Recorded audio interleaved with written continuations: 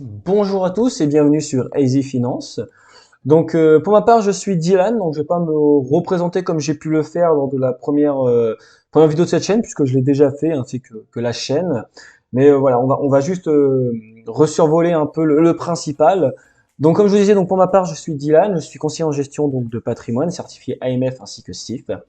Le but de cette chaîne n'est pas de prodiguer des conseils, je ne prodiguerai d'ailleurs jamais de conseils sur cette chaîne, mais cette chaîne est plutôt à une vocation à être de la vulgarisation financière, si je peux appeler ça comme ça, à vous simplifier et essayer de vous expliquer le plus simplement possible tout ce qui peut toucher à la finance de près comme de loin, voilà, tout ce qui va pouvoir vous aider dans la vie de tous les jours.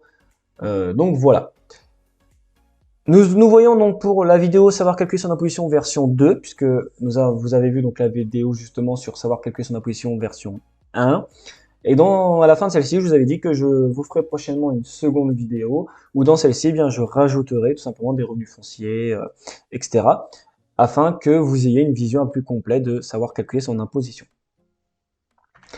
Donc, les revenus fonciers. Vous avez le choix entre deux régimes sur vos revenus fonciers. Le régime du microfoncier.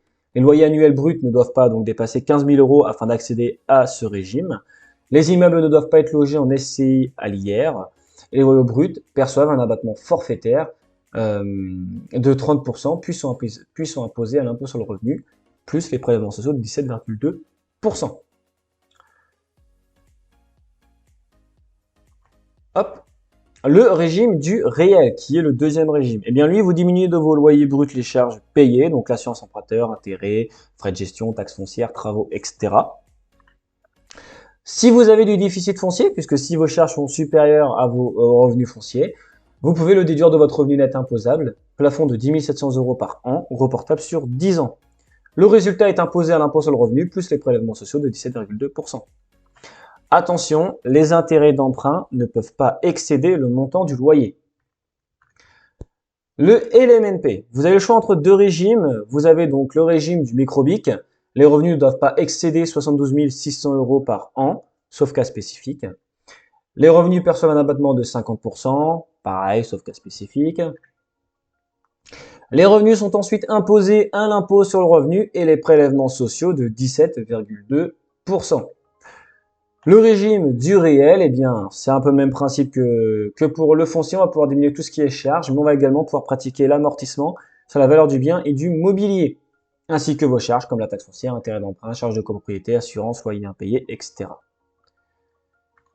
Les dividendes. Vous avez le choix entre deux modes d'imposition lorsque vous percevez des dividendes. Le prélèvement forfaitaire unique, ou également appelé flat tax, qui est tout simplement 30%, soit 12,8% d'impôts et 17,2% de prélèvements sociaux. Ou vous avez l'option pour l'imposition au barème progressif. On applique un abattement de 40% sur le montant des dividendes bruts, on déduit la CSG à hauteur de 6,8% et on soustrait ensuite les dépenses effectuées pour leur acquisition, conservation. Puis le résultat vient s'ajouter au barème de l'impôt sur le revenu. Attention, les dividendes distribués par des SICAV, FCPE, sociétés capital risque, n'ouvrent pas droit à cet abattement. Donc nous allons voir maintenant les parts fiscales, même si nous les avons vues déjà dans la première vidéo, mais peut-être que certains n'ont pas vu la première vidéo.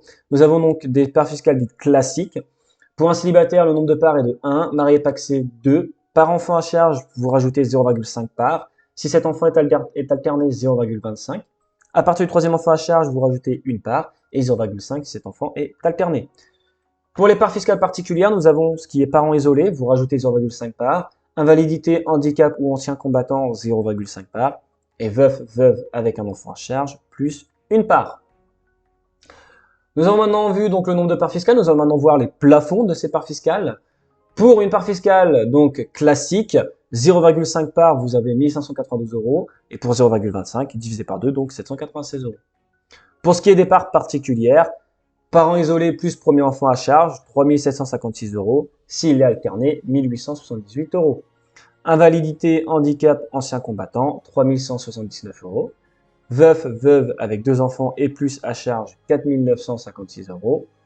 Parents ayant élevé seul un enfant pendant minimum 5 ans, 951 euros de plafond. La décote. Qu'est-ce que la décote? Eh bien, l'article 797 du CGI nous explique que la décote est un mécanisme de réduction du montant de l'impôt sur le revenu. Elle intervient pour corriger le montant de l'impôt brut aux ménages aux ressources modestes. Pour en bénéficier, il ne faut pas que votre impôt brut dépasse les plafonds suivants. Célibataire, un plafond de 1 746 €. Le calcul est plutôt simple, vous faites l'impôt dû moins 790 moins 45,25% de votre impôt dû. Pour un couple, l'imposition commune, le plafond est de 2 888 €. L'impôt dû, le calcul, c'est la même chose, sauf qu'au lieu de mettre 790, vous mettez 1307 à la place. Nous allons donc maintenant voir les tranches marginales d'imposition.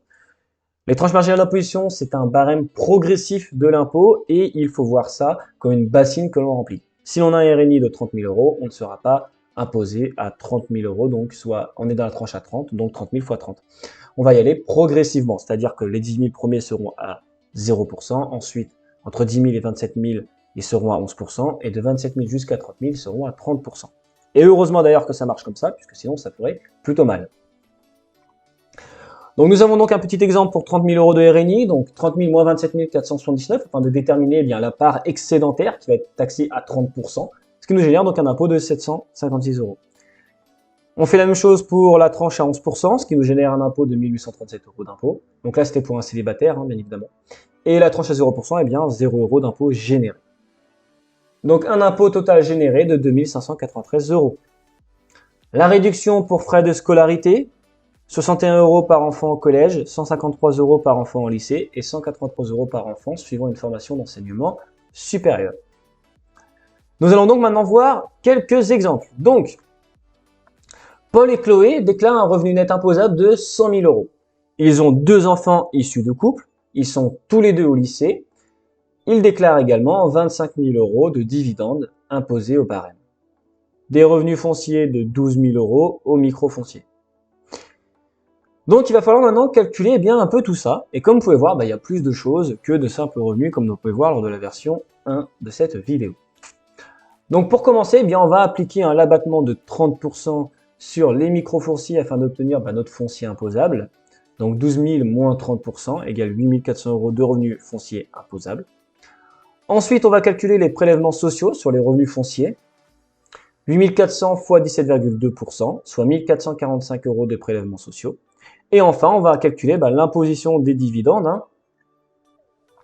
25 000 moins 40% égale 15 000 €.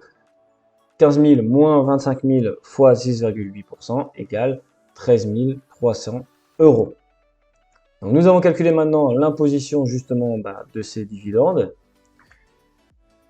Et maintenant, nous allons donc pouvoir calculer notre impôt. On va commencer par l'impôt par part fiscale. Donc 121 700 € en tout divisé par 3, puisqu'il y a 3 parts, donc 40 567 €. 40 567 moins 27 478 égale 13 089 fois 30% fois 3, 11 780 € d'impôt généré. On fait pareil pour la tranche à 11%, ce qui nous génère 5 511 € d'impôt généré, soit un total de 17 292 € d'impôt à payer. Nous allons maintenant regarder l'impôt par plafonnement. Non, veuillez m'excuser. On va regarder avant, tout simplement, on va diminuer donc 17 292 moins 306, qui sont les frais de scolarité. Et nous avons donc 16 986 € d'impôt à payer final. Nous allons maintenant passer à l'impôt par plafonnement. 121 700 divisé par 2, ce qui nous donne un impôt donc de 60 850 €. 60 850 moins 27 000 afin de déterminer l'excédentaire qui sera taxé à 30%. Ça nous génère donc un impôt total de 20 023 €. On fait la même chose pour la tranche à 11% qui nous générait un impôt de 3 674 €. Et donc nous avons 23 697 € d'impôt généré total. Comme c'est un impôt par plafonnement, on va venir déduire tout simplement les parts fiscales, donc 1592 fois 2, et donc 23 697 moins 1592 fois 2 égale 20 153 € d'impôt à payer avant les frais de scolarité. On diminue les frais de scolarité qui sont de 306 €, et donc nous avons un impôt total à payer de 20 207 €, ce qui donc sera l'impôt à payer, puisque l'État, comme je vous ai expliqué, va revenir ce qui est le plus avantageux pour eux et non pour vous.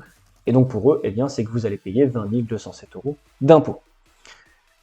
Maintenant, vous avez tous les outils à vos dispositions afin justement de savoir calculer vos impôts, afin de savoir faire des prévisions en cas de changement de situation et pouvoir justement tout simplement gérer ce changement de situation et pouvoir l'anticiper. Donc moi pour cette vidéo, eh bien c'est fini. Je vous dis donc à la prochaine pour une nouvelle vidéo.